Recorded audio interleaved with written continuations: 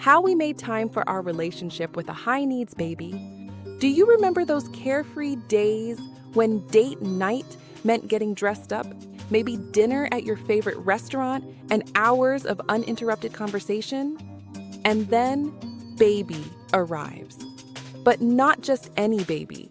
A high-needs baby who seems to have a sixth sense for detecting the exact moment you and your partner make eye contact with romantic intentions. I still remember that moment when my husband and I realized we hadn't had a real conversation in weeks. Our daughter Amara was 3 months old, and she wanted to be held constantly. Not just held while standing up, bouncing gently, and walking in precise figure-8 patterns around our living room. Any deviation from this formula resulted in screams that could peel paint off the walls. One night, after I had finally gotten her to sleep, I collapsed on the couch next to my husband. He looked at me, I looked at him, and we both had the same thought. Who are you again? We laughed, but there was truth behind it. We were ships passing in the night, exchanging brief operational updates about diaper counts and feeding schedules. That was our wake-up call.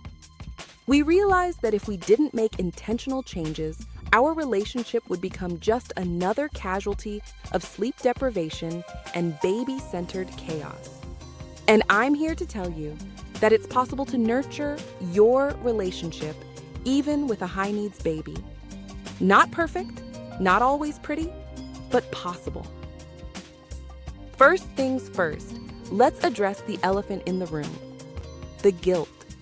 Oh, the guilt. When you have a high-needs baby, taking even 5 minutes for yourself feels selfish, let alone prioritizing your relationship.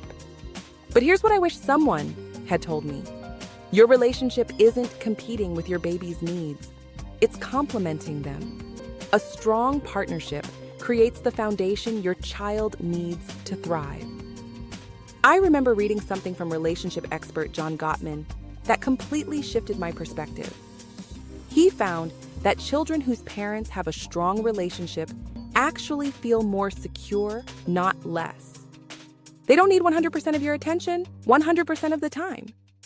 They need you to model what a loving, supportive relationship looks like. So what exactly did we do? We started small, really small. Microdates became our lifeline. We'd put Amara in her carrier and walk to get coffee together. 10 minutes of conversation while she was momentarily content. Victory. We'd high-five like we'd scaled a mountain. We also learned to get creative with timing. Traditional date nights were impossible, but breakfast dates weren't.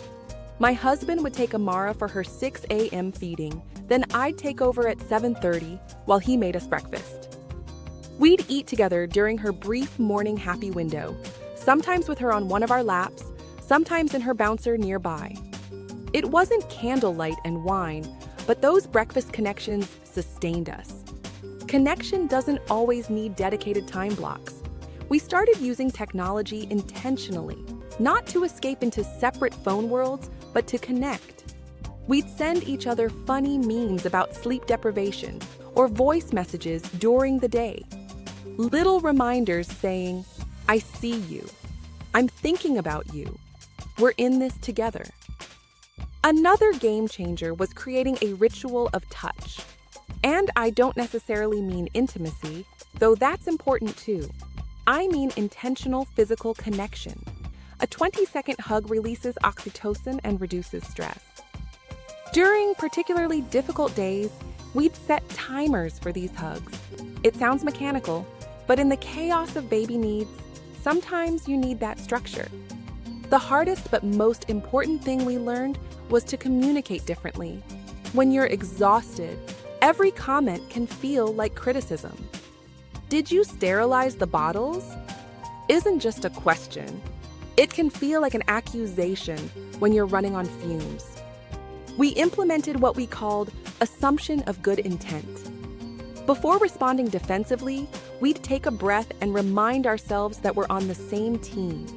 We created a code word, reset, that either of us could use when a conversation was spiraling. It meant, Pause. Breathe. Remember we love each other, then continue. Now for the practical stuff. We found that we needed outside help, even if just for small pockets of time. If you have family nearby, wonderful. If not, consider swapping babysitting with another family, even for an hour. 1 hour of focused connection time can sustain you through days of tag team parenting.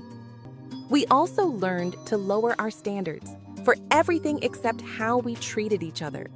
The dishes could wait, the laundry could pile up, but we committed to speaking kindly, listening fully, and prioritizing each other's emotional needs whenever possible.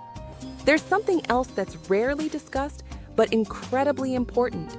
Grieving your pre-baby relationship is normal and necessary. We had to acknowledge that things had changed fundamentally. Date nights wouldn't look the same for a while. Spontaneity was a distant memory.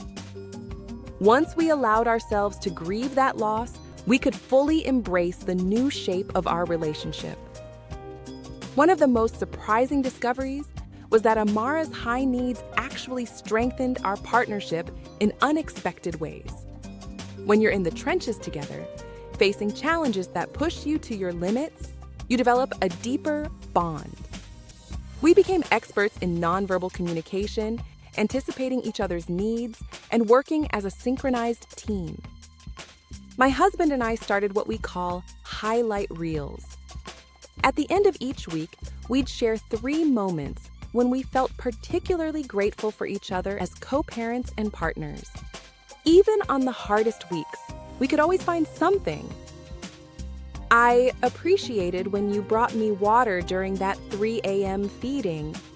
I loved watching you sing to her even though you were exhausted. These small acknowledgments kept resentment at bay. Look, I won't pretend it was all smooth sailing. There were nights when we fell into bed without speaking a word to each other. There were arguments sparked by nothing more than sleep deprivation. There were tears from all 3 of us. But we kept coming back to our commitment. This relationship matters. It's worth fighting for, even when we barely have the energy to keep our eyes open. The most beautiful part? As Amara grew and her needs became less intense, we emerged with a relationship that was different but deeper than before. We had weathered something profound together. We had seen each other at our absolute worst and still chosen each other every day. If you're in the thick of it right now with your high needs baby, know this. What you're doing is temporary, but also monumental. The investment you make in your relationship during this challenging time will pay dividends for years to come. Your partnership can not only survive this season, but emerge stronger. For more detailed strategies and tools, check out our free relationship rescue guide on our website. It has daily connection prompts, communication templates, and practical ways to stay connected even with a barnacle baby attached to you. You've got this. Your relationship has got this. And somewhere between the midnight feedings and the endless bouncing, you'll find new ways to love each other that you never imagined before.